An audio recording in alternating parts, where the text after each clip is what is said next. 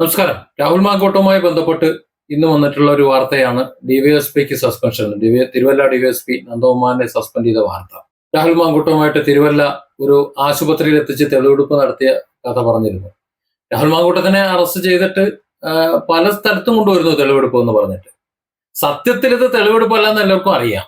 തെളിവെടുപ്പിന്റെ പേരിൽ ഇങ്ങനെ കൊണ്ടു നടന്ന് കാണിക്കുക. സുരക്ഷാ വീഴ്ചയുടെ പേരിൽ ഇപ്പോൾ ഡിവൈഎസ്പിയെ സസ്പെൻഡ് ചെയ്യുമ്പോൾ അതൊരു അനിവാര്യമായ കാര്യമാണെന്ന് എനിക്കും തോന്നുന്നു. കാരണം ഈ പോലീസുകാര് വളരെ സുരക്ഷയോടെ കൊണ്ടുപോകുമ്പോൾ രാഹുൽ മാങ്കൂട്ടത്തിനെ കഴുത്ത് പിടിച്ച് ഞെരിക്കുന്നതും പരമാവധി സുരക്ഷയുടെ പേരിൽ ദേഹോപദ്രവം ഏൽപ്പിക്കുന്നതും പിന്നെ ബാക്കിയുള്ളവരെ കൊണ്ട് ചീമുട്ട അറിയിക്കുന്നതും ഒക്കെ കണ്ടിരുന്നു.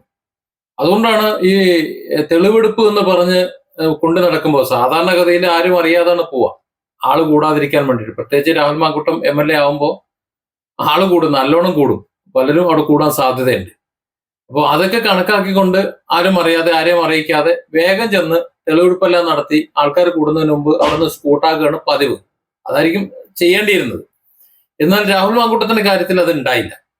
അവിടെ അയാളുടെ ശത്രുക്കളായിട്ടുള്ള ആൾക്കാർ ആരൊക്കെ ഉണ്ടോ അവരെയൊക്കെ വിളിച്ചറിയിച്ച്, മാധ്യമപ്രവർത്തകരെയൊക്കെ വിളിച്ചറിയിച്ച്, ഞങ്ങൾ തെളിവെടുപ്പിന് കൊണ്ടുവരുന്നുണ്ട് കേട്ടോ എന്നൊക്കെ അറിയിച്ചിട്ടാണ് ഈ പറഞ്ഞ എല്ലായിടത്തും തെളിവെടുപ്പിന് രാഹുൽ മാങ്കൂട്ടത്തെ കൊണ്ടുപോയത്.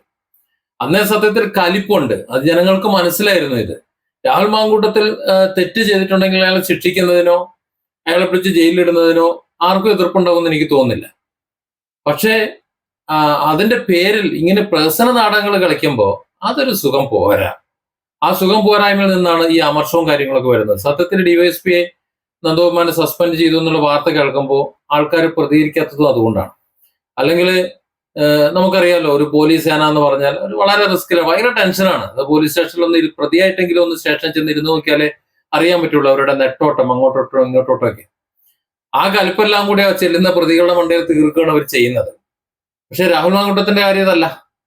മേലെന്ന് വിളിച്ച് പറയുകയാണ് തെളിവെടുപ്പ് ഇന്ന നടത്തണം, എപ്പോഴാണ് കൊണ്ടുപോകണത്, ഇത്ര മണിക്ക് കൊണ്ടുപോകണം. ഓക്കെ, പത്രക്കാർ വരുന്നവരെ കാത്തുന്നോ, പിന്നെ അവിടെ ആൾ കൂടുന്നവരെ കാത്തുന്നോ, BJPന്റെ ആൾക്കാർ അവിടെ എത്തിയിട്ടില്ല, DYFന്റെ പിള്ളേർമാരെത്തിയില്ല, SFIയുടെ പിള്ളേരുടെ ഓൺ ദ വേ ആണ്, അവർക്ക് അവിടെ എത്തട്ടെ.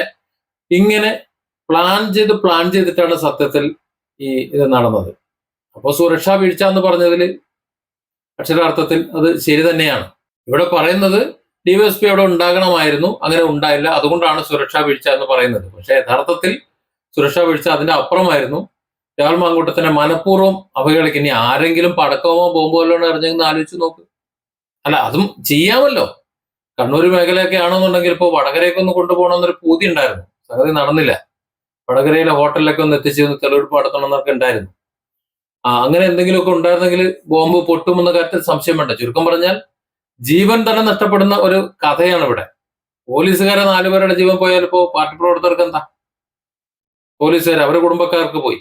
എന്നാലും രാഹുലിനെ നമുക്ക് തീർക്കാലോ എന്ന് തോന്നിയാലോ? അപ്പൊ അത്രത്തോളം ഒരു എന്താ പറയുക ചുറ്റുപാട് ഇവിടെ നിലനിൽക്കവേ സുരക്ഷാ വീഴ്ച എന്ന് പറയുന്നത് സ്വാഭാവികമായിട്ടും പരിഗണിക്കപ്പെടേണ്ടത് തന്നെയാണ്. പ്രത്യേകിച്ച് ഉത്തരവാദിത്തപ്പെട്ട ഒരു മുതിർന്ന പോലീസ് ഉദ്യോഗസ്ഥനാകുമ്പോൾ അത് ചെയ്തിട്ടില്ല എന്നുണ്ടെങ്കിൽ, അതിന് നേതൃത്വം കൊടുത്തിട്ടില്ല എന്നുണ്ടെങ്കിൽ പിന്നെ വീട്ടിലിരിക്കൽ തന്നെയാണ് നല്ലത്. Different angles. Don't forget to subscribe and support this channel.